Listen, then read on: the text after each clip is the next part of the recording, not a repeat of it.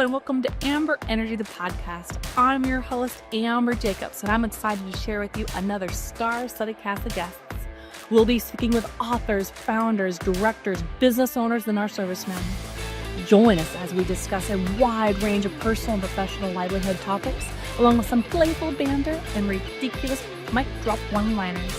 We'll explore how they got there, the skills and habits that help them achieve their goals, along with some entertaining stories along the way. So join us as we crank up the Amber Energy and kick off this season. To learn more, please visit AmberEnergy.today and remember to like, share, follow, and subscribe. Thank you and make it a great day. The most important thing that we're continuously developing is the power of our consultant.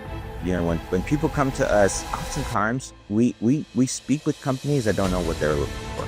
Come to us, we'll sit down with you and we'll analyze the business to find out what we could do to make it bigger, better, and stronger. A good leader, is a good orchestrator. A good leader alleviates roadblocks for people around them, right? They're in the trenches doing the bits, but they're also alleviating roadblocks to make sure that everybody else is empowered to do their best. Hello, welcome to Amber Energy Season 3. I'm your host, Amber Jacobs. Today we have Kelby Joseph. He is the founder and strategic executive producer of KKO Productions, a Los Angeles-based content consulting and video production company. Say hi, welcome. Hey everybody, it's nice to hear you. Well, it's nice for you to hear me, but yes, we're excited to be here and doing this. Fantastic. Thank you for being on the show. We're excited to have you. Welcome to Season 3, Episode 1. So thank you for kicking off this season. Well, congratulations on having 3 seasons. I don't know if you know this, but most podcasts, they don't even make it to Season 3. They don't even make it sometimes past Episode 4. So you're in legendary territory here. Episode 4, that's it? That's the thing that people say. Okay. Yeah, it's hard. Yeah, I mean, it's not for the faint of heart, I suppose. Right. It's a lot of work. I don't think people are like, oh yeah, I'm gonna start a podcast, and then they start doing a thing and they record, but then the level of effort it takes to record and make it look halfway decent, and then publish it, and then market it. Yeah, it's a whole ordeal. No small feat. And they say, I think I heard a funny stat that they say it takes upwards of 50 to 100 episodes just to get recognized. 100%. It takes that long even for the algorithm to recognize you, to figure out where should we put this? Who should we share this with? Luckily for you, now that I'm on the episode, it's probably going to cut down about 1 episode, So 99 episodes to get there. Yeah. They're going to be like, well, Kelby Joseph. Just because Kelby's on there, he's not cool, we'll up her SEO just a touch. Yeah, just give him 1 additional percent. It's fine. Yeah, I did hear that 1%. I did hear, and I could be wrong, that only 1% of all podcasts that start make it to 20 episodes. And you don't quote me on it. I mean, I'm not sure if this is a true stat, but I think it's something silly like that. 1% of all started only make it to 20. Well, I think that the difficult thing about it is it's such a commitment. And it's more than just speaking on a microphone, right? It's speaking on the microphone, thinking about what to say, how to have chemistry with somebody on the other side, editing small clips to put them in different places, and then having them be on a schedule. It's so much work. I think most people are just I'm just going to speak. And then come to find out, people are like, that person's not interesting, or they don't have anything of value to say or anything like that. So yeah, they're not charismatic, or if they're not funny to listen to or interesting to listen to, or they don't make you laugh. Yep. I mean, forget about it. Forget about it. We're about to deliver a 1-hour Netflix comedy with all types of value here, and that's why it's only going to take 99 episodes for you to become famous.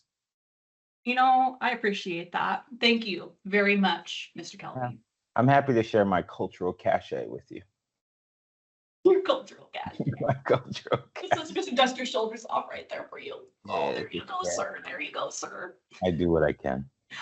All right, Kelby. Well, why don't you tell everybody a little bit more about yourself and how awesome you are at KKO Productions? Maybe tell us a little bit about how you got there, being the owner and founder and strategic executive producer. How about you tell us a little bit about how you got there, and then we'll just get started. Sure, absolutely. So I started off as an actor. I went to school and studied acting, and I can't believe I took out student loans to learn Shakespeare, but I did do that. And that just goes to show you that no one starts out cool. And also no one really starts out that smart, but I was neither. And I did that. And funny thing is, I was never really much of an actor. I was always just kind of like I just want to work in the business, filmmaker, writer, director, producer, and like bottom of the list actor. So over time, actually, no, at the very beginning, when I moved to LA, I tried to make a movie, I wrote it and everything. And it fell flat. It was extremely difficult to do. When do you think that was? Like, tell us, I mean, not that we want to age ourselves, but like, when did you decide, like, all right, I'm moving to Hollywood, baby, let's do this? Okay, so my decision to move to LA from Florida was somewhat sort of unconventional. So I originally wanted to go to law school. And that's kind of was the plan. But senior year of high school, I just knew I don't think law school is exactly my path. I think I could play a lawyer on TV, but I don't know if that's exactly my path, because I also didn't take. Maybe that's like your 10-year plan. I mean, I thought about going back to law school over the years. I did. But senior year, I don't think I took it seriously enough. Like junior, senior year, I did it just fine, but I didn't take it seriously enough. I didn't take the SATs seriously enough. I didn't You're too much of a flow rider. Yeah, I was just kind of like, well, I'm smart enough to pass the classes and not work that hard. So, and I was just like a B student, and I knew math was kicking my butt. So I was, that was not like your favorite subject. Yeah, not my favorite subject. So I had kind of, in a sense, like sabotaged myself, because yes, I could have just gone to like University of Central Florida, or maybe just started off in community college and then just worked my way up. It probably actually would have been the smarter decision anyway. But I was like, I'm just going to go to this extremely expensive acting college that is way more expensive than law school would have been, so that I can avoid, the difficulties of jumping into something that's hard. The lesson I learned from that is the earlier on you decide to do difficult things, the easier life becomes later on. Right. So I was just kind of looking for a path. Now that translates into why I chose acting. So I wanted to be in the industry, and I watched a lot of television at that time. And I would just watch the credits and just see, all right, one director, 3 producers, and like 50 actors. So I was like, well, it's really hard to be a director. Obviously, there's only one of them. And then I was like, it's somewhat difficult to be a producer because there's only 3 or 4 of them on a show, but there's 50 actors. And then I was like, odds are in your favor. Yeah, I was like, if I go into acting, I can at least build a name around myself and become valuable. And then I could do all the other jobs a little bit easier. So that's kind of where my mind was. Yeah, smart, strategic, thinking. That's what I was thinking. You're playing the odds. Yeah, exactly.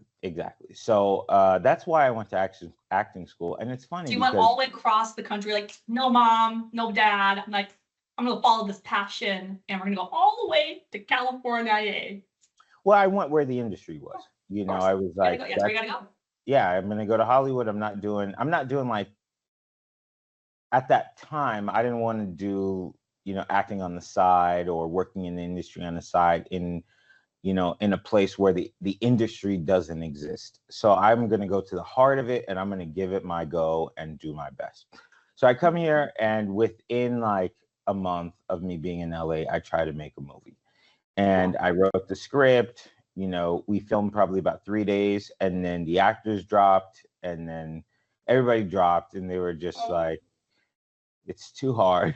There's too much to do. And then I realized how much money it costs. Yeah, it was a hot mess. So, what you said, like a decade ago, 2 decades ago? 16 years ago. So you're like learning a lot 15 years ago, right? So like you made this decision to go from Florida to California, and then you're like, okay, now I'm gonna make this movie. You know, I'm a young person right out of high school. Here we go. I'm gonna go make it in the big city of LA. Ready, set, go. And you're like having your first moment.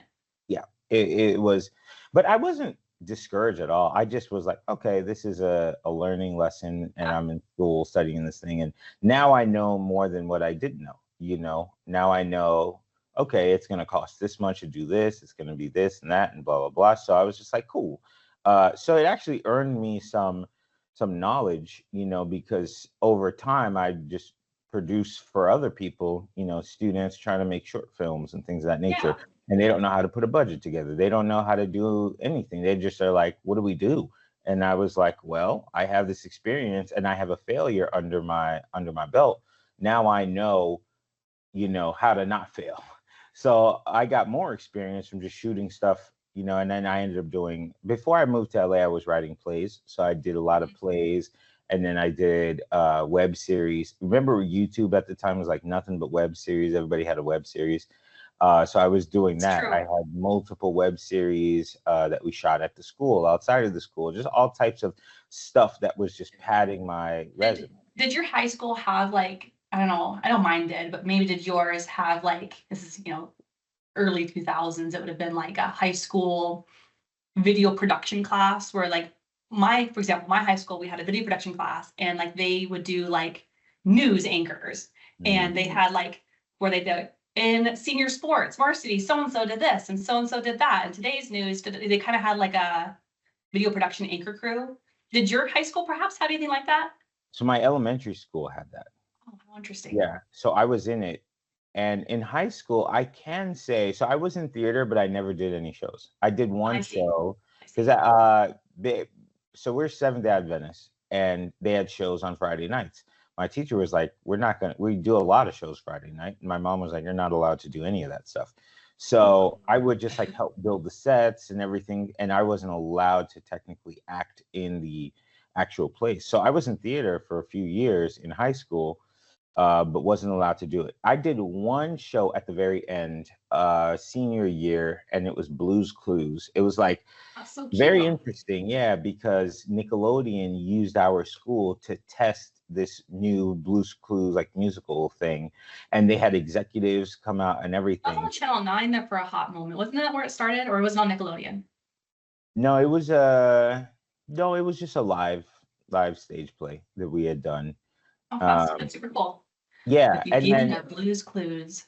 It was so fascinating because I didn't have a character. I was just like ensemble, but I always kind of knew how to steal attention on a stage, sometimes to my detriment, because in college, like we would do shows and I would not have any lines, but I would like steal the spotlight. And it definitely taught me like, okay, it's not always about you, Team player. Yeah. So after I did that a couple of times, and the actors would be like, dude, what the hell? I was like, oh, got it. And it really taught me how to be a team player and not be like, this is my moment. Every moment's my moment. But in the Blue's Clues thing, at that time, it was the only show I was able to do in 4 years. So I just took my moment. And I remember my teacher being like, you got to go in the back and not talk to anybody, because the executives are out asking about you. But the kid who played like Steve or whatever, that's who the school wants, and the executives were like, they were just like, we don't care about this guy. We want that guy. So the talent manager liked you instead. Yeah. But I wasn't allowed to speak to him at all. So it was just kind of like, but that was a thing that motivated me, along with doing the plays at church, the response of people. I was like, okay, I could be on stage and really like command the presence on stage. So anyways, fast forward, I am still not sure what I wanted to do. And then I watched a season of Breaking Bad. And the best. And after I watched those 8 episodes, I was like, I could do everything on that show. I was like, I could write that, I could direct that. Mind you, I've never really directed anything of that caliber ever, but in my mind at 17, I'm like, I can do all of that. So I probably could edit that. I could do all of that. So I graduated from high school, and the very next day I moved to LA. Like I spent a little bit of time No, not the next day. I left the next day. I spent a little time like on a trip around New York, went to Florida, like said goodbye to everybody. You're out. like, I'm out of here. Love you long time, everybody. I'm gonna go to LA. Love you long time. I'm out. Wow, what a big what's a big decision to make at like 18 years old.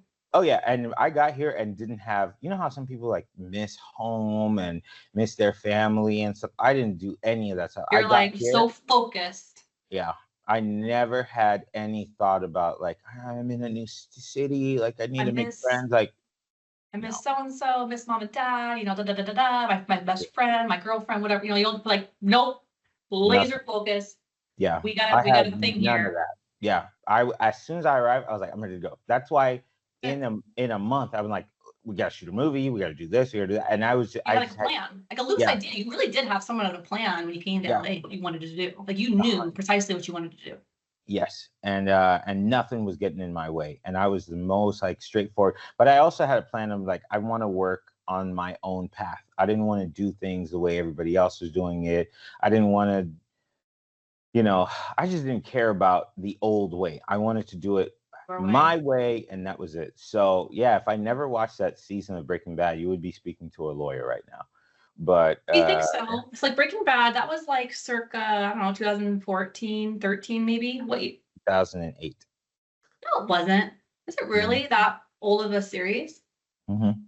The final episode was in 2013. The final series. Mm-hmm. I mean, that's why I have it in my head is that, even though obviously it takes 8 seasons, obviously, to get there. So, okay, so mine's, yes, precisely. Yeah. Okay, you're right. I'm wrong. Or I just big click yellow.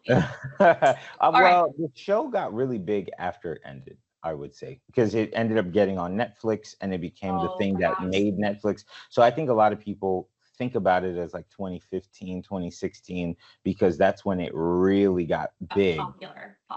Yeah, but I was watching it, you know, on AMC, you know, when it was like a cult. Okay, so you know a thing or three about something I had no idea about. 1 or 2. So you watched Breaking Bad. We're like, that's it. I'm gonna do that. I'm definitely moving to LA. We're gonna do the thing. We're gonna do a show. All right. So tell me a little bit about how you went from landing in LA at 18 to then being like, how did you get to be an executive producer at Buzzfeed? Like, let's talk about how you got there. Okay, so that's an interesting story. So by the time I graduated college in 2012, February, here's a little fun tidbit. I was going to say fun fact, but it's not so fun. I arrived in LA the day Michael Jackson died. And I graduated from college. And then I graduated from college the day Whitney Houston died. Oh, stop it. These are like legends. You're going to break my heart. Yeah, I'm a legend killer. Yes. So those are like 2 amazing legends that you're like, all right, I'm here, everybody. And you're like, yeah, it was like that. It was just like all the big days of my life were overshadowed by singers that passed away. So I can never forget those moments. But I remember that. Yeah, so what ended up happening was I graduated college and I had like some interest in acting. I had just done a showcase and got an agent. I still have the same agent up until this day. But at the same time, I was just kind of like, I'll get whatever I get. And I used to have this mentality, like, so long as I book one thing a year, I'm probably fine. Yeah, it just wasn't that important to me. I just knew I really want to do what I want to do. So by 2013, I produced my first movie, All About the Money. And then it came out. It was one of the first movies that ever came out on Amazon, Amazon's video platform in 2016. So it was pretty amazing. A friend of mine that worked at Paramount was helping me, like their graphic team helped make the poster. It was a really monumental moment for me because it took us 33 days. Yeah, it took us 33 days to shoot it. And then right before we started production, I got appendicitis and I got a surgery and everything. And it was like, I was so determined to make that movie. They were like, you need to stay home. What was like your position or what was your like responsibility for that? All About the Money. Oh, so I wrote it, I directed it, I funded it. I was the executive producer. I starred in it. I shot a lot of it. Like I just did everything, but that's how I wanted it. I wanted to be like, I don't know, like Quentin Tarantino. Like I just wanted to just He's do great. it all. You know, I want to do it all. I want all my fingerprint in this whole movie. And so I did that. It came out 3 years later. That's when I really found out like what it really takes to make a movie, because we shot It's it. like the start. It's like the start to the end, right? You found the act. You found all the. You wrote the script. You found the talent. You picked the sets. The whole 9 yards of what it takes, obviously, to go into creating and producing a Well, movie. production was fairly simple. So for me, I was just like, okay, what do we need? I need cameras, I need lights, I need people. And I had always had a mentality that, like, getting people, getting things is always easy. So that to me has always essentially been the same thing, because there's always people that want to work. It's the post-production that I found out to be like, oh, this is a beast. And it took years. It took literal years. And that element of things was so slow that it taught me that the genre of film that I had made was popular in 2013. By the time 2016 came around, nobody was caring for mockumentaries anymore. So I was Almost putting like out a missed the movie. boat a little bit on that whole Exactly, idea. exactly. But it took that long, even just, I remember doing sound design. Sound design took like a full year of Jeez, for just, realsies? man, I driving never thought. studios. You Oh think man. sound design, you're like, okay, you see that as a credit line, on a movie, you're like, sound design, okay, that sounds like fun, but like, what does that really mean? It took so long. And we had a studio, my good friend, my brother Mike McConaughey in San Diego, Oceanside, really. And I had to drive there every week. I lost my car because of that deal, because I just like put so many miles on it. I lost my computer. I couldn't render anymore. I just like gave everything Worked to it this all up. movie for 3 years of my life. And yeah, it just was such a beast. I would hire these editors, they would quit. I remember all of the editors being like, oh, I got a job editing for the NFL. And then like they would tell me like, I just need a month to get this portion done. And then when the month comes up, they're like, I never even worked on it, and it's like, oh my gosh, so I ended up having to go back and edit it myself, learn how to edit. That's why I know like edit today. It was Rough way to learn. Oh man, it was just so insane. But I was so dedicated to it, and I made it, and I had a good time. But then I put it out, and I kind of was just like, dude, I think I'm not supposed to be making movies. Well, it's like you enjoyed the process, but not like maybe the final product or the final, like, the opening stage. Like we're gonna go back to like, maybe perhaps the juice wasn't worth the squeeze. Like you put all this effort into it, you loved all this process, and you're like, Yeah. We did it, but that was a lot of juice squeezing, and maybe I don't want to do that. Yeah, and I think Maybe. it was, understanding from the audience that like we're not making Avengers, we're not making this or that. So people they would approach the review of the film with the same mindset, like, oh well, this movie came out the same week the Avengers came out, and it's not as good as that. And I'm like, dude, this movie cost like, a few $100,000. I couldn't do that. So I didn't really like that. And then so timing, you learned a little bit about timing there too. Yeah. Launch production, like timing of your launch. Like, okay, maybe you shouldn't obviously launch it with something so fat. Exactly. And also learning about genre cycles, like learning about what people like. Do people really like this, or do they like this right now? Is it timeless and classic, or will it continue to be evergreen and interesting? Yeah. Or is it a one-hit wonder? Exactly. And then like when people go back and watch it, are they just gonna be like, oh, I remember this era, I remember this design. Yeah. So I just felt like the audience like really discouraged me. It's not that people thought the movie was bad. Over the years, as we ended up on more platforms, people were like really praising it and like, wow, we really kind of missed the boat on this movie. But at that time, I just wasn't really into it. So meanwhile, but that's not a learning lesson. Like it's just chalk it up as a learning lesson, just like before. Yeah. So it was fine, but I was just like, I think I'm just ready to move on to the next stage of this thing. And next chapter. Count it. yeah, I did it.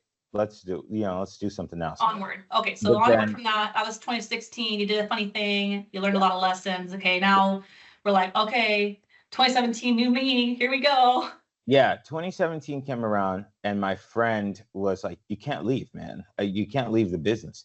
So I made another movie. No, you didn't. You went on for another one. I made another one. That one was Jeez, called you think Uncle you Ed's learned a Bucket thing or List. three? Yeah, you Yeah, are it. yeah. I was like, you know what? You're right. Like, I'm a unique person. I have this unique talent. Let's just make another one. And I'm gonna make If at one. first you don't succeed, try again. Yeah, I was just like, okay. I made a decision as an artist the Right. first time around. I made something that I like. The second movie was a strategic film that I made that was like, I almost felt like I was like a studio executive. I watched a bunch of different movies. I paid attention to what people liked, and I was like, I'm going to make a movie that people are going to like 20 years from now, 10 years from now, right now, all of that. And so I made You're taking everything that you just learned yeah, and be like, all right, I got this time. yeah, 100%. So I made that movie. It wasn't a mockumentary. We shot it like a traditional film. We had evergreen jokes. Like, it was more like that. And I enjoyed making it. I enjoyed the post-production was really hard. Just sound again, sound is difficult. Getting the stages, getting Foley, getting ADR, all of that stuff, is just, it's a lot of freaking work. But that one didn't take 3 years. It took me 2 years because it came out in 2019. But having all of that experience opened the doors up to me working at this company called Red Blue Media. It sounds like a fake company, but well, it sounds like something that Dr. Seuss, red fish, blue fish, one fish. Yeah, exactly. So I worked there. I got that job off of Craigslist, and they wanted me to be an intern. And I was like, I have years of experience. I'm not going to intern. But then I was like, fine, I'll intern. And Oh. yeah, and then I worked there, and the job was very interesting. It was like the premier days of non-paid Facebook. So for the most part, it was like right before mid-roll ads came around, and like Facebook wasn't really monetized the way that it is today. Yeah. So their whole goal was like, we need to make viral content because we can find a way to get paid from it. So at that time, I was picking like nostalgic moments from old movies and repackaging it, and then finding ways to get them viral. Kind of fun memeable things. Like, they were fun viral things that were happening in that era. Well, the funny thing is, the account that I worked on was called Memes, and then there was this nostalgia page, and there was just all this stuff that I was doing. And it didn't take very long for them to realize I had a Midas touch. I could watch old things and realize, like, this 5-minute segment right here will do crazy numbers. Gold. Like, this is gold. Yeah. So I remember I did, I pulled a clip from Fresh Prince of Bel-Air that was like this like racial moment where Carlton was like learning that he's like black, but he's not like really black, or like people saw him as like an Oreo or whatever. And I think when I posted that and re-edited it, it got like 260 million views. And then they reposted it and it got like another like 80 million views. Wow. And it did such crazy numbers. Yeah. I mean, I don't know. I watched it and was just like, the timing, a little bit of like, gold touch of like, okay, this, you had to be able to, this is a segment and this is when we're going to do it. Yes. And it was so massive for that company. And then I did it again. I did it with this like old Arnold Schwarzenegger movie where I just found, I'd never seen the movie, but I just was doing so much research about old films and projects and what could work for social media from like the 60s or the 70s or the 80s. So I was just like pumping out all this content, and there were these lax rules on Facebook that allowed us to kind of repurpose and monetize, find ways to monetize this content. So that job ended in 2020 due to COVID. So, but I had Ugh. no, it's okay because I ended up having that in my on my Oh, resume. You yeah, know, now it's a good I'm resume like, builder. my brain is working, and I really attribute it to making Uncle Ed, because Uncle Ed was such a Yeah. strategic film. You know, I wrote it with that in mind. I wrote it with evergreen scenes in mind. Like, how can I take every part of this film and turn it into something that could pump out money somehow, some way? And so working there, I was like, I already have this knowledge in my mind because I had a flop of a movie. And then I'm like trying to rejigger my creative mind to not be focused on creativity so much, not focus on art so much, but focus on how I can create a product that people want to buy. So that's when I was like, I'm not even a creative person anymore. I like threw that title away. I was like, I'm not a creative person. I'm like a strategic executive, you know? So, and then I really proved it to myself at Guff. So when Guff is the other name of the company, Red Blue Media, same company. Oh, Yeah. okay. Yeah. Red Blue Guff? Media, Guff. Yeah. Oh, So they Guff, just, the G. yeah, Guff. Yeah. So they just had a bunch of different names. I think Red Blue Media was the parent company, but Guff was like a brand and whatever. Like a subsidiary type thing. Yeah. Exactly. Yeah. Gotcha. So during COVID, there was this lull in my career where, you know, we couldn't produce anything for a while. So I ended up that like was crazy what was working. happening, obviously, from between 2020 and like 2022-ish. It was like Exactly. they were shutting sets down and they were doing funny things all over America. Yeah. Exactly. Okay. Exactly. So you were still at Guff during that time though? No. So No. So Guff / Red Blue were like, yeah, you're out. COVID hit. We're done here. California's shutting us down for a second, and TV. February, March, or whatever it was, like within a month of COVID, Guff was like, we have to let everybody go. Oh my God. How heartbreaking, right? No. You're totally W. So again, you're like, don't even take it in the shorts. You're just like, all right. Yeah, I was just like, cool, no problem. I'll just Easy. figure out another thing to do. And that year, I have to say this too. So before that, I was in a bunch of debt. And I was trying to figure out, like, I was using debt to try and build my company, because that was really my prize, my goal. I really want to build my company. And, you know, we have gone through a slump throughout the years, and that's why I ended up working at these jobs. And I used to always say, if I can just stay at home for like 3 months, I can find a way to take this company from where it's at now to where I want it to be. And COVID came around, and let's just pretend nobody died. Okay, let's just pretend it wasn't this like massive tragedy for a lot of people. For me, for so many people, and it's unfortunate. For me, I got to sit at home, and my mind, 3+ months, and I've left to your own devices. Yes, and I wrote and wrote and wrote plan after plan after deleting new plan, business plans, all these things. I opened my mind up to what possibility. I really started dreaming. There were many days in a row I did not sleep because I was so obsessed with the idea of what this business can be, what it could be for me, what it could be for you know, the future of my dreams. So I spent a lot of time during COVID just focused on my dreams. So I did that, and then by the end of 2020, the company just started naturally building back up, and it was this incredible experience. We're talking about KKO Pro now, or we're talking about Guff? Yeah, no, my company. Your company. Pink slipped, you're out, and now you're back focusing in 2020 back on KKO Pro. Yeah, 100%. So I was doing that, and then by 2021, let's see, I had did some side missions as well, but I like that. I like to call them side missions. Yeah, I did some side missions. Like I taught business class at a for-profit college, and I had like spent some time as a junior executive at a marketing agency. But for the most part, I just was like, I just need things to just make sure I fulfill my brain with, you know, with purpose. Like I'm a very purpose-driven person, so the why is very important. But when it was all said and done, I had done a project with this company It streamed. They ended up being on Good Morning America. And from there, that project was so successful. I was posting about it on LinkedIn and all this stuff. I ended up just getting reached out to by a recruiter at Buzzfeed.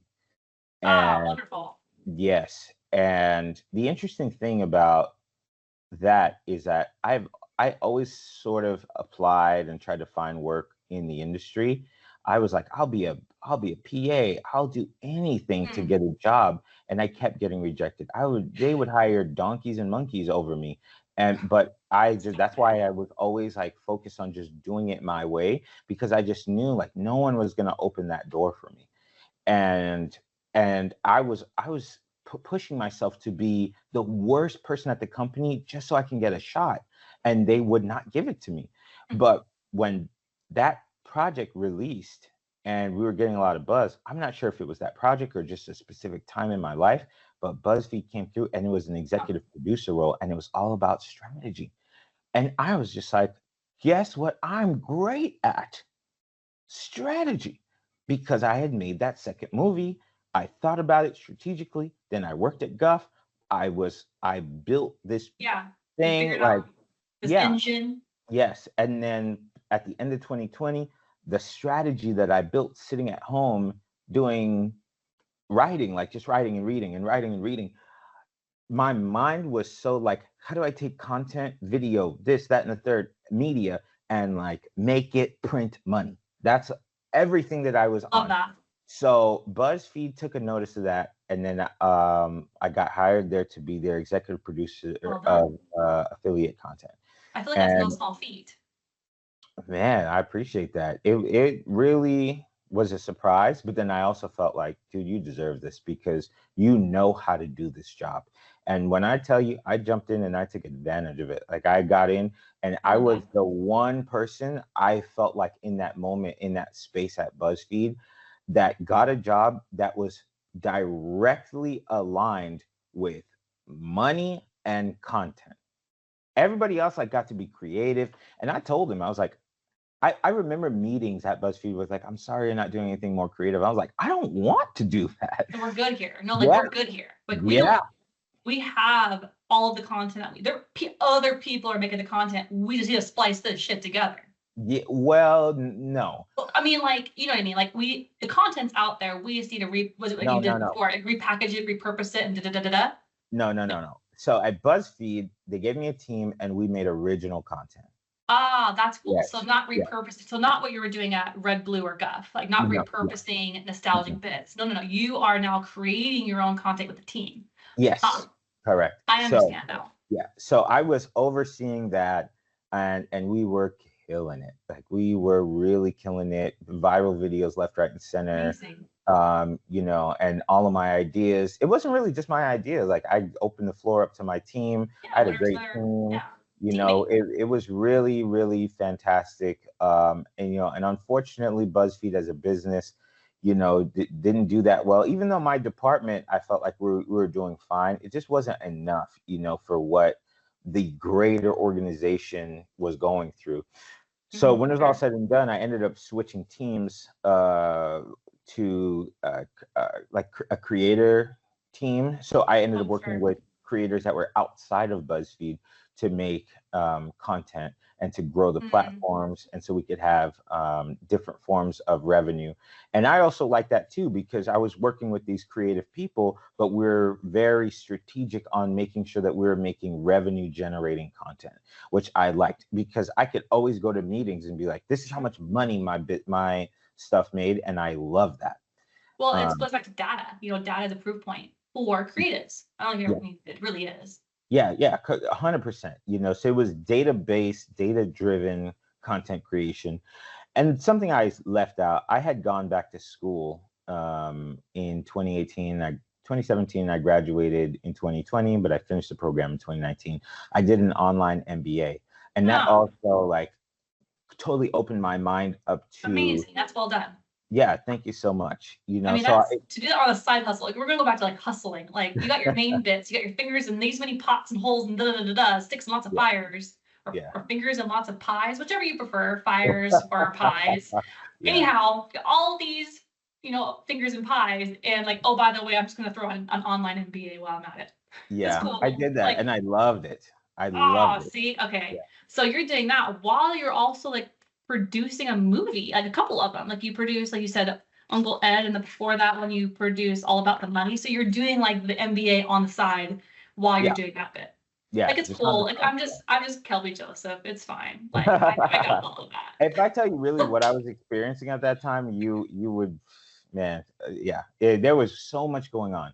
But I do what I can. I do what I can. Well done, sir. Okay, so you are kicking ass and taking names here at Buzzfeed, and then you're like, what? Okay. You're like, So- all right, I'm doing awesome. Data-driven numbers. We're making money. We're printing money. We're doing awesome. Show me the money moment, right? We Okay. got, Jerry So Wire going on. So now what? BuzzFeed was also a great place for me because I had learned over the years, especially post-COVID, that as a business owner, you don't want to be saddled and ridden by debt, right? You don't want to have a bunch of debt. So I went on a debt-free journey. So BuzzFeed just helped me supercharge my being on my debt-free journey. Sure. I paid off my student loans. I paid off everything. Like everything was totally paid off. And that was the best thing that ever happened to me, because BuzzFeed as a business, though I was pushing for a director role, I just knew I could kick butt. I shout out to my former director, Liddy Samuels, Samuel, no S at the end, who was, she believed in me, and she just knew that I could do the job. I was like, I'm going to grow in this business. I'm going to turn this thing around. But they just had money problems, so they were doing layoff after layoff after layoff. And then it came my turn came February 28th last year, 2024. I got laid off. And I was slightly surprised, because I was like, I'm doing really good. But at the same time, corporate cuts are corporate cuts. They just cut everybody. And then when the dust settles, they're It's just not like, you. It's business. yeah. It just is what it is. So It's at nothing that personal. time, It's just all about me. Obviously, personally, like, oh, you're making us money. You're doing great. It's Yeah. strictly business. It's straight up I- business. I honestly don't even think they knew that they cut me. I think that they, Oh, like you were like caught up in like, yeah, it was just like Ah. everybody, like this whole swath of people are just getting cut. I see. And and then like, let's just see what happens afterwards. But because I had set myself up to not have any debt, to just Yeah, so live you're like, this all right. frugal lifetime, I was just like, you know what? I have this company on the side, KKO. I've been doing it. It has been running essentially on its own, and I had just been making some additional money, from the company. But I was really focused on BuzzFeed, and then I would do the KKO stuff in the evening. Yeah. That was the best thing ever, Side hustle. because I still had my team at KKO. They were answering emails for me. They're doing the job. I just had to manage. So I was like, all right, well, I'm not worried about having to pay thousands of dollars in interest and this and that every month. I just got rent, and I live in a cheap place. Like, I was like, you know what? It's gonna be okay. You guys let me go. I will figure it out. Life is gonna be okay. Yeah. All Good place good. to be. It's blessed right there. That's super Yes. blessed. Yes, It's a and good I'm place so to be. lucky. Like, I did the Dave Ramsey plan. I just was like, okay, cool. I'm not gonna die here. I'm not gonna be homeless. It's gonna be okay. So when that happened, I'm not gonna say it's the best thing ever happened. I wish BuzzFeed gave me another like 6 months or something. But I feel like it's never timing, right? Timing is never gonna be perfect, right? Otherwise, Yeah, you never totally. probably do anything. yes, but I went back to focusing 100% on KKO, and where I would say my focus was really more so like 49% KKO, 51% BuzzFeed. But now I'm Obviously 100%, that, yeah, Yes. obviously that changed everything. Now you're Yeah. 100% in KKO Pro. 100%. And that is how we met. That's exactly how we met. I You was. cold called me through LinkedIn. That's like right. cold emailed me on LinkedIn. That's right. That's how I do it. You like, I get. Yeah, I get on LinkedIn, and it's like my place. But I've tried so many things, to be honest with you. I tried so many things. I tried LinkedIn, cold email, cold calling. We were making jokes before this podcast about being born in a different time. I was pulling out yellow pages and calling no, businesses. you were not. Oh yeah, I did everything. I would walk from business to business, like giving out my business card. Yeah, That's called old school door knocking. We door call that knocking. hitting the pavement. That's right. I did it all. I did Facebook ads, Instagram ads, YouTube ads, CTV ads. I did everything a person could do. Google text ad. I did everything. I've hired every sales agency. I've had full-time salesmen. I've did it all. So Huh. yeah, So you tried it all. You got kicked out. When was that? February of last year. And you've tried all funny things to relaunch yourself as KKO Pro. What? Maybe just a fun tip for the audience. What would be like the one, like maybe top two things, or like these were like my favorite, or like these were like the best served biz dev That's a really good avenues. question. What was like the best two biz dev avenues? Like obviously you hooked me on LinkedIn, right? Like through an authentic email, cold email, but it was authentically sort of written of sorts. I was like, to give you my time of day, but but like obviously that got me. But like you've door knocked, you hit the pavement, you hit the yellow pages, like you tried all these funny things. Like what would you say would have been like your like what reaped the best benefits? This is what I will say. Everything has its season. Okay. In 2020, the reason why we ended 2020 strong, like we made a full year's amount of revenue in 3 months. Yeah, it was my best year too. Yeah. I would say because I did LinkedIn and it was new, reaching out to people on LinkedIn, I was getting responses like crazy, but then doing it again down the line, everything kind of went down, and it wasn't as simple as it was in 2020. By 2024, 2023, everybody's doing LinkedIn. It got super saturated and I didn't get the same results anymore. I was getting 7-figure results. I did not get that, some years later. But then I tried email.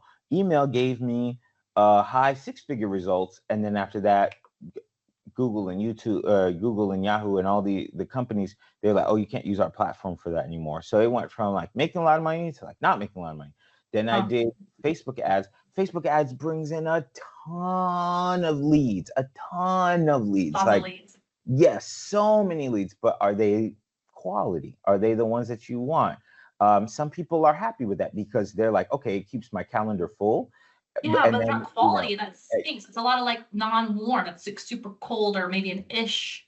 Yeah. To convert those is like the pits. If you have like beast mode sales agents, they can kind of, depending on what you're selling, they can kind of turn it around and make it work. So I'm not actually going to throw that away. It does work. It just really, you got to be like, well, you're going to have to be able to teach your salespeople like how to sniff out a good lead or sniff out a bad lead real quick and like not waste your time.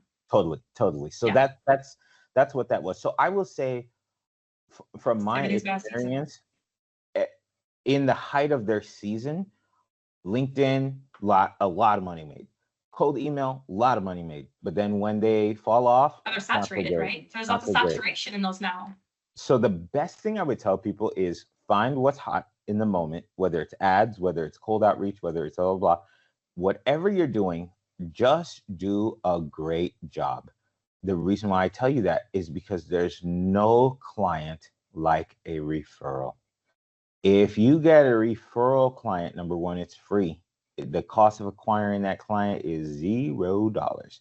And then they trust you beyond anything else. When you're working with a brand new company or a brand new client, they're looking for bad more than they're looking for good. Oh, very much so. They're skeptical. Everybody's always skeptical, because they've been burned before by a previous outfit.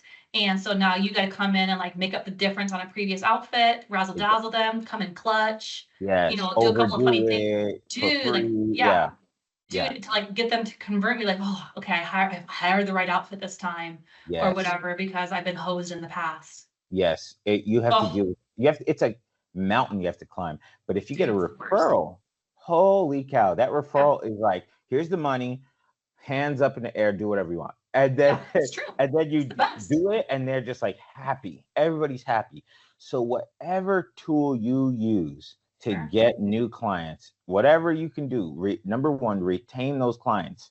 Those are important. They're your lifeblood, because when they go out to conferences or they speak to their buddies and pals, keep your name fresh in their mind. Do stuff for free, do stuff at a discount, Yep. always be available, do whatever they want, and always do it with a smile. I know people are not going to want to hear that. They're going to be, upset because it's like, oh, it's for free. This is a business. No, I have made more money doing things for free than I have by charging people or being obsessed with, charging people for the little tiny things and nickel and diming people. No, I have done so many things as a favor, and then they come back with way more than you would have even Yeah, charged. it's like give a little, get a little. Truly, Yeah, it is. yeah, It's like you kind of like give them the inch. You're like, oh, I've got to give them the inch. But like sometimes it reaps the mile. And like, yeah. holy moly, the opportunity you might get on the backside was well worth the uncomfortableness of working for free for that in that moment. It doesn't always work, but No, it doesn't. if you know your quality is top tier, give it to them. Just give it to them. Most people are skeptical. Give it to them, and they will come back and be like, holy crap, no one has ever done this for me before.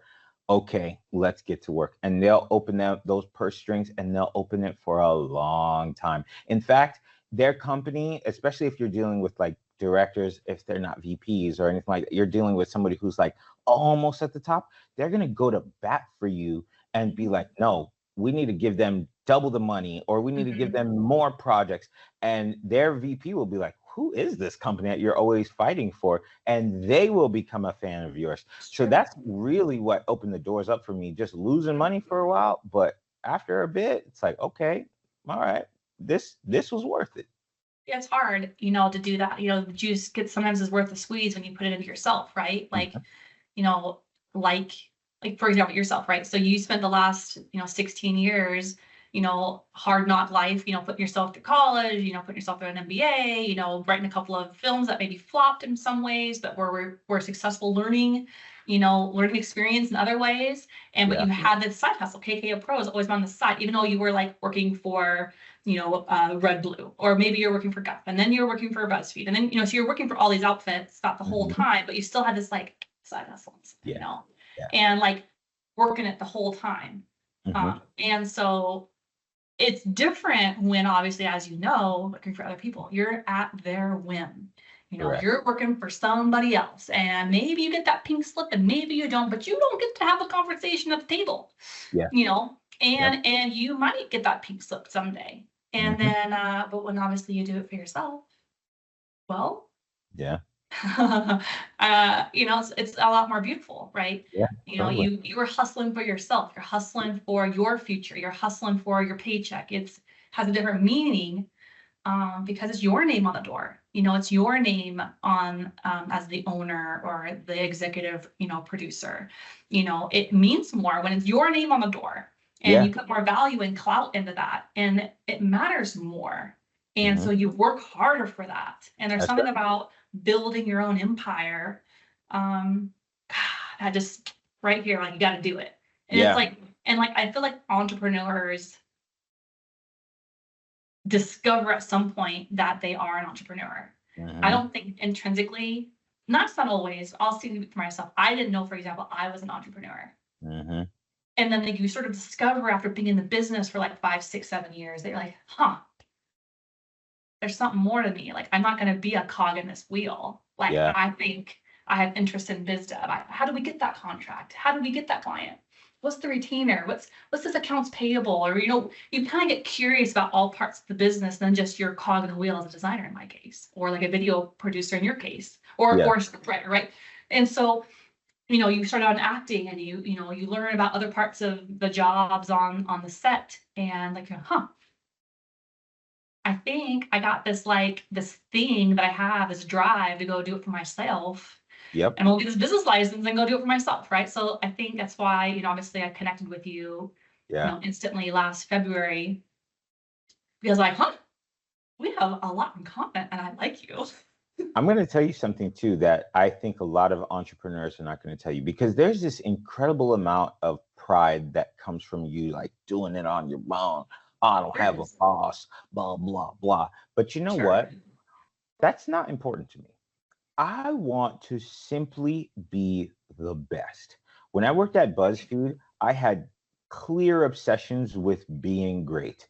I don't care if I'm a part of a team, the team leader, the very bot. I just want to be the best. So if I own the company, let's be the best. If I work at a company, I want to be the best. I want to be on the best team. I want to be the best version of me that I could be. I just want to be the best. So that doesn't mean that in the future, like something could happen where I sell the company and then I just go get another job. I will do that job with the same integrity, that and the same desire to just want to be the best. That's all I care about. I just want to be the best. Be the best. I think that's a good thing. I think that's a good value to have. My dad was sort of similar at that. Like, he always told me, any job worth doing or any project worth doing is worth giving it your all, right? It's worth, don't never half-ass a project, right? As my dad always said, if it's worth fucking doing, then do it right the first time. Because chances are, if you half-ass the first time, your ass is going to come back and have to redo it again. So just do it right the first time, period. So I learned my lessons as a little girl. Like, yeah, because he would see me do a project, he'd tell me to do something, and then maybe I was like, no, and I'd half-ass it. He'd be like, girl, get your butt back here and like do it how I told you to do it right the first time. I'd be, gosh darn it. I'd go back and fucking redo it. And it would piss me off. But, I was young enough to learn those lessons while I was young. Then to like, okay, we'll never half-ass a project. Okay, like if it's worth doing, then do it right and do it well. Period. End of discussion. I think it's very valuable. And I think it's obviously for me, I'll speak for myself, it showed up in spades, throughout my entire life and throughout my career. Didn't matter if it was athletics. It didn't matter if I was going to college. It didn't matter if I was in collegiate sports. It didn't matter if I, worked for other design agencies or working for myself, or even when I was bodybuilding. Show up, do it well, and don't have it. Yeah, I think that's a real thing, and that mentality, hustle, all of it. Hustle, right? Hustle. I think that mentality, number one, because people can instantly hate on this conversation, right? Because they're going to say, oh, hustle culture and blah, blah, blah, like it's toxic. Here's the truth. I want to be the best because I want to offer a service and a product to people that makes their lives better, that makes their lives easier, that makes their business better, that does everything better. I want to be the best for you. And that's why I want to do it. I want to be impactful. I want to be positive, and an asset to everybody's team. But that mentality also helps when you are a leader, when you're hiring people, when you're working with vendors. It's so easy nowadays to find out, who sucks, who just doesn't take this seriously, and they complain about not making more or not growing. But then you come to realize, like, oh, you're not really about this life. You're not hardworking. You don't have any integrity in what you do. You're worried about the invoice getting paid, where I'm worried about this project building something better for my customer. Adding value. I think people forget of like, okay, yeah, it's just a job. But I think people forget, like, how can I add value to this team? Yeah. What can I do to make your life easier or better? Right. I think people forget those key questions when applying for a job, or when applying for a project, or even just doing a project or working on a job site or whatever it might be. Hey, my dad always taught me there's always something to be done on a job site. It doesn't matter if you're doing like the work on the construction site or sweeping up after and cleaning the job site. There is always a broom to pick up. There is always a hammer to be swung. There is always a wrench to be turned. Like, there is always something to do on a job site. It doesn't matter if it's a job site. It doesn't matter if it's on a video production site. It doesn't matter if you're on set. It does not matter the job. It always applies. How can you add value? And I think people forget all the time about when they're even applying for a job. How can I add value to this company? What do I got? What are my skills? How can I add value? And how can I make your business better? Yeah. It's unfortunate because there's this mentality of like, what can the company do for me? And sure, I get that, right? Like, I get you gotta pay your bills, babe. Yeah, we're working. Some of you guys don't even want to work. You're just working only because I have to pay my bills. I have to do this. I have to do that. honestly, I don't even hire those people anymore. People on my set, especially, they know, don't walk around looking like you're not doing anything. You know, that gets on my last nerves. Mine You too. know, and people say, I hear it Lazy said people. back I to me. despise lazy people. Yeah, I hear it said back to me. And it's not only because I don't like lazy people. I'll give you an example. There was a couple years that we did weddings, and good business, good industry. I enjoy doing the weddings, me personally, but you know, it's hard to hire for that because a lot of people hate weddings. And there was a girl who worked for me. She was a super talented photographer. She was able to get all types of shots really fast, like Amazing. gorgeous shots, And and she just talented. didn't need a lot of time. So there was a wedding that we did where I'm going around working. I'm even pretending to work. Like once I'm done, I'm like, okay, let me find something else so they can see that I'm doing something. Well, she was done. She was like, I did my job, and she sat down and she just didn't do anything. And I went to her after a bit and was like, is everything okay? You Yeah, know, you she okay? showed Yeah. me her camera. She was like, yeah, I I'm just, done. I Did did the my work job. already. I did the job. The I was job's like, done. okay. Like that. I didn't say anything in that moment, but in my mind, I said, I'm going to get an email or a phone call about this. Yeah, you are. And as it happened, 3-4 days after the wedding, I send out the invoice. You know, we send everything over, and that was one thing that I was really good at. I'm like sending things fast, you know. Yeah, quick delivery. Yeah, quick delivery. I was like, by the time you guys are on your honeymoon, the second day of your honeymoon, you got photos. You know, I That's want you guys. amazing. I want. Yeah. That's what Because I you want to want. be able to share your moment on social or whatever you're doing, right? Share Yes. your photos, print them, do Yeah. something. I was like, that's what we do. That's what you're paying for. Because a lot of companies, they like to take their time with the pictures and blah, blah, blah. I was like, no, we got to do this now, fast. And so I sent the pictures over and they loved them. They loved the pictures. But I got an email that was like, you know, that girl was sitting a lot. She just like didn't work very hard. And I was like, trying to explain to them, I understand the perception was that she didn't work very hard, but she got her job done. Aren't you happy But with these beautiful photos? yes, but in their mind, perception. Perception. The fact that she sat down, it in their mind removed value from their experience. They thought you should be up taking pictures. If you did all your work, do some more work, you know, to figure out something to do.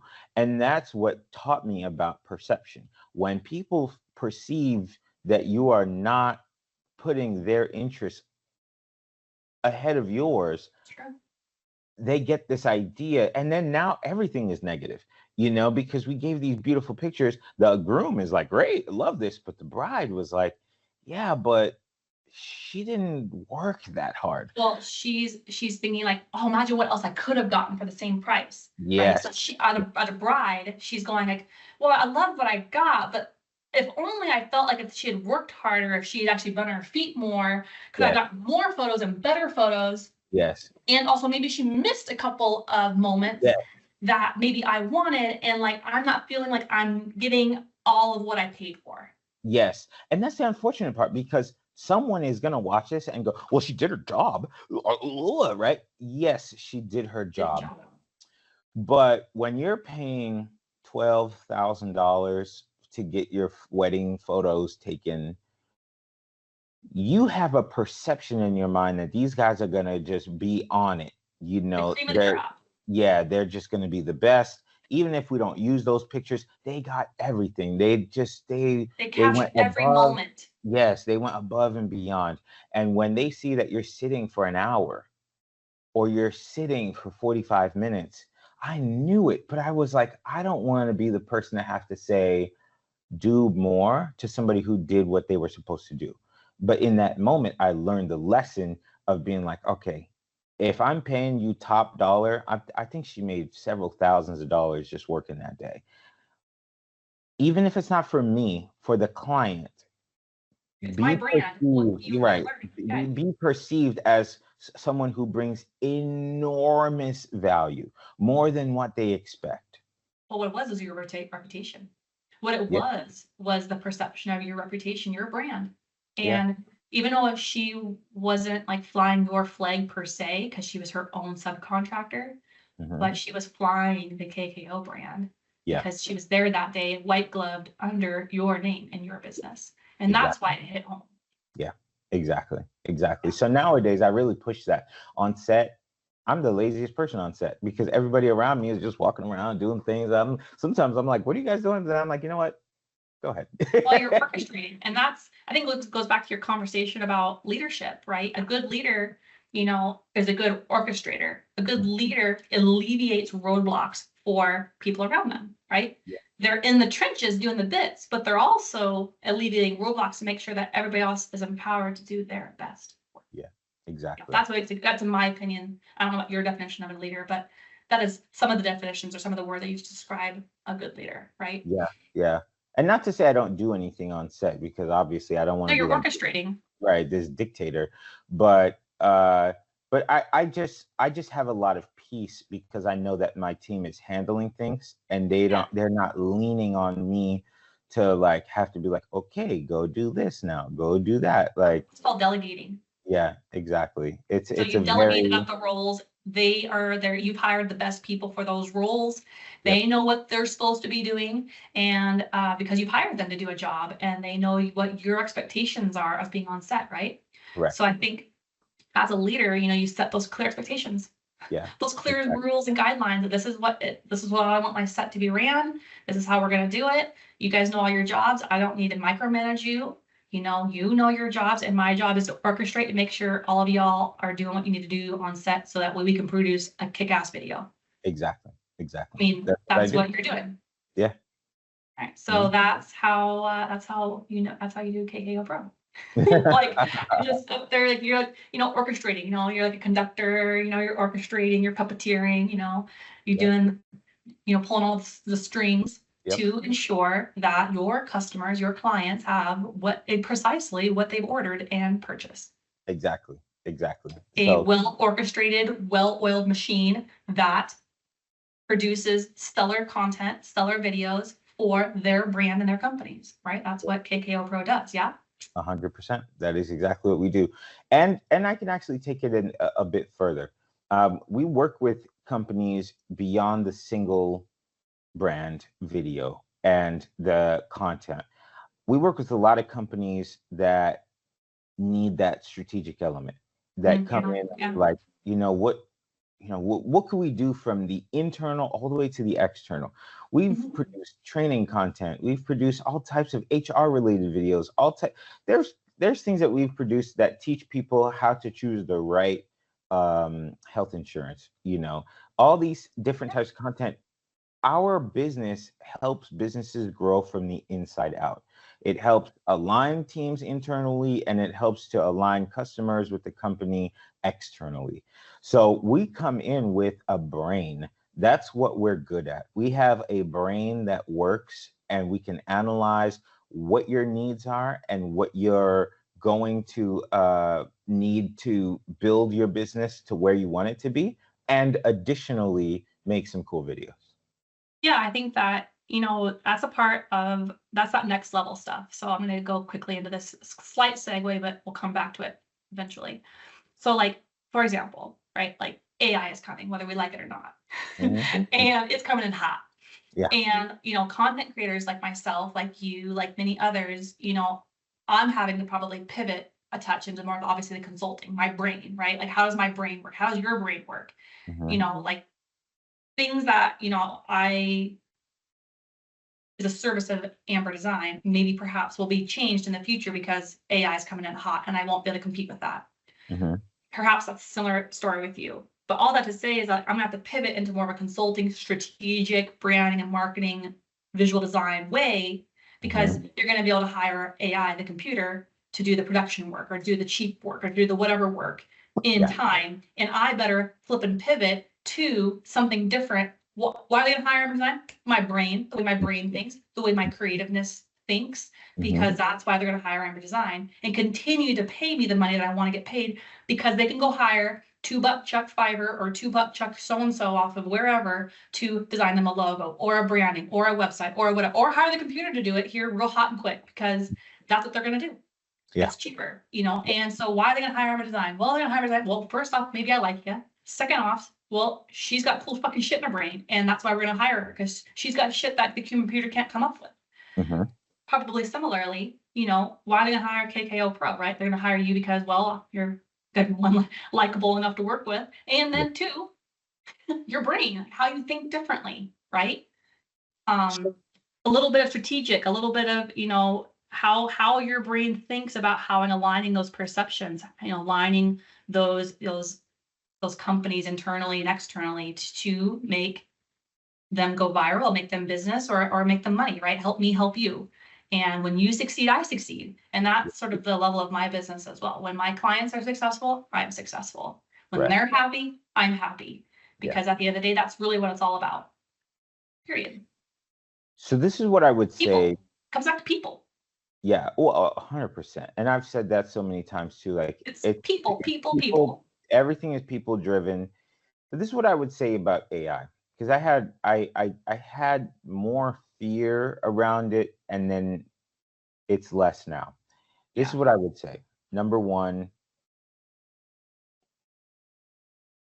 AI on its own doesn't replace people.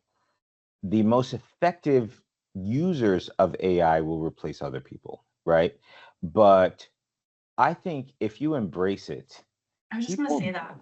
Yeah, if you embrace it, people don't care that you use AI. Here's why. Number one, they probably don't even have the thought process of what to even type in to the bot, right? They're not even sure what to type in, but what you do. Yeah, so if you know how to use it and harness it, well, baby, that's like half the problem. Yeah, you know what you're coming in with your experience, and then you're using AI to elevate your experience beyond what you were able to do already. But experience is valuable. Experience is your foundation. So then when you use tools, it allows you to be more effective and more efficient based on what you've already done. I can give you an example right now. I had to make a bunch of landing pages, right? Because we're doing a bunch of different ads, and we're niching out our ads. So I spoke to a guy who makes landing pages, and you know, he's trying to speak to me in circles about ultimately what he wants or what he does. And I say just flat out, do you use AI to make the landing pages? And he's trying not to say yes, but it's clearly he does. And I have to say, stop. I'm not asking to condemn you. I'm not asking, do you use AI to make you feel bad or to make it seem like, oh, I could do it myself. I could go on AI and type in something, and I have before. And guess what? I don't know what I'm doing. I've typed it in so many different ways, and it's given me some stuff I don't know how to use. I ask if you are using AI because A, I want to know if you can do it faster. And if so, you know how to that 20% gap of what I don't know, you know that, and you can get it done for me. So I'm just thinking, great, you're using AI to get me to my spot faster. My goal. I'll just pay you for it.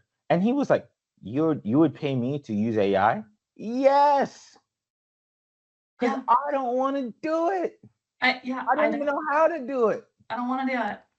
I don't know how to do it effectively. It would take me a while to learn how to properly prompt this thing to give me what I'm looking for. Versus you're like, oh, I just go in, type in this one paragraph, and I'm good to go. I don't know that paragraph. The thing is like hire the right tool for the right job. Like, oh my gosh, like, you know, I stay in my lane a little bit. Like, I know I'm really good at like branding and marketing design. I stay in my lane, and a lot of other things be dangerous. But guess what? I hire people like you. Like, I am not good at, I could fumble my way through it. It would take me a long time, but it's not gonna be that good. And I'd just rather hire someone who's really good. Right tool, the right job. You and your company are way better at producing sizzle reels and video content and whatever I need to produce Amber Energy, the podcast. Like, sometimes it's just smarter, not harder. You just smartly hire the right people to do amazing things for you, because yes, you could learn to do them. We are incapable and you are capable of learning how to do landing pages, but sometimes you just don't want to. Right. I just want to hire it out. It's So not you my hire it strength. out, right? It's not my strength. Here's another fun thing too. So my website glitched and like went out of commission a couple months ago. And then a version of it came up, like the 2021 version, before I hired this company to like remake my website. And I was looking at it and I was like, man, this is such a like familiar version, but I don't remember this version. It's like I'm looking at it and I'm like, this is okay, but it's not as good as the professional one. It finally hit me like a ton of bricks that this is the website that I designed. Oh. But I'm not a website designer. So I'm looking at it, I'm like, this is like odd because it's almost good, but it's not good. And that's when I'm like, oh man, there are people who do this, they do this. I don't do this, You can do it. It's just, it could be that much Yeah, better, if you hire the right person, the talent, the exactly, skill, right? exactly. Like, And say that, nowadays, like, I could hire a video production outfit, or I could do it myself rather. yeah, And it'll look like okay-ish. yeah, But if you hire the professional, just let them do the work, and it exactly. just looks the Yep, extra more that you need to be that much more successful. And yes, yeah, anyway, that's good. Hire the right tool for the right job. correct, correct. Know your strengths. Yes, it's important. Know your strengths, truly. Important. Yeah, it's very important to know your strengths. It's that I would tell so many people that, everything is not just do it on your own, just this, just that. Take the leap, take the chance. It doesn't always work out, but when it works out, it really pays off. I love that. What would be like another fun tip or a thing that you're really excited about, you're about to maybe launch with KKO Pro, or something you're about to like launch or come out with, stay tuned for, you got any things you want to kind of like tell our audience here at Amber Energy before we sign off? Yeah, so I would say the most important thing that we're continuously developing is the power of our consulting. When people come to us, oftentimes we speak with companies that don't know what they're looking for. I just know I need content. I need content. Right, content. And it's like, well, what They've does been that mean? told that they have to produce this many videos a week or this many things for the algorithm, right? Yeah. And even then, like sometimes they But don't that should be even, a t-shirt all about that. right? Sometimes they don't even know that. They're like, I don't know where we're supposed to be posting. I don't know. I don't know. And I will sit down with them, find out everything that they need, find the right platform, find the right style of videos, find the right things to test to make sure that when we launch, we're that much closer to being successful from the jump. I like that. There's no guarantee that everything we try is going to be successful, but we're doing orchestrated tests to make sure that we're that much closer. So come to us, come to KKO, when you have a brain fog or when you just don't know what to type in on ChatGPT anymore. Come to us. We'll sit down with you and we'll analyze the business to find out what we could do to make it bigger, better, and stronger. And in the end, we'll utilize video content to grow your business and get you closer to your goals. Yeah, I think that really sums up,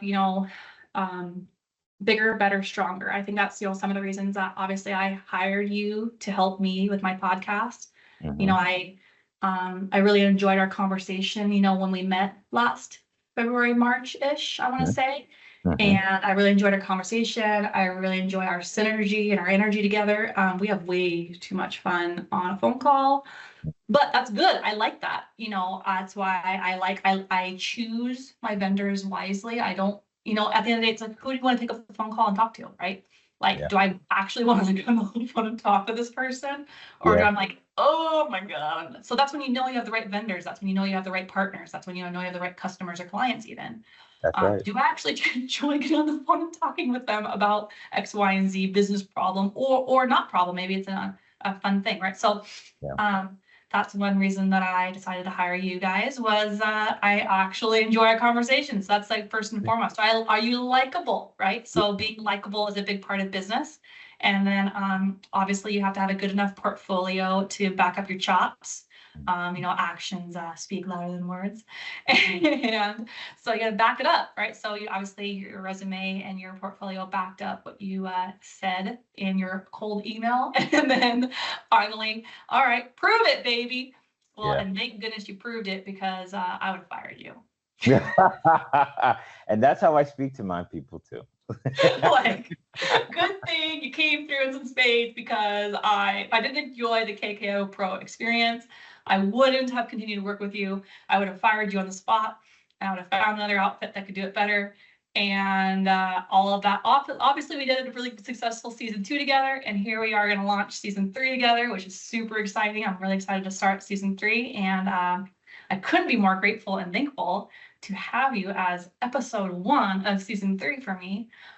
So I really, really appreciate your time today, and I really, really extra appreciate you and all of your help that you've had with, the strategic part of what's going to be a good episode. Even like, you and your team are really good at picking out those fun sound bites out of a full feature. Like today, I think we're going to be upwards of almost an hour, but like, how do you take an hour and condense it down to like a 15 to 30 second sizzle reel?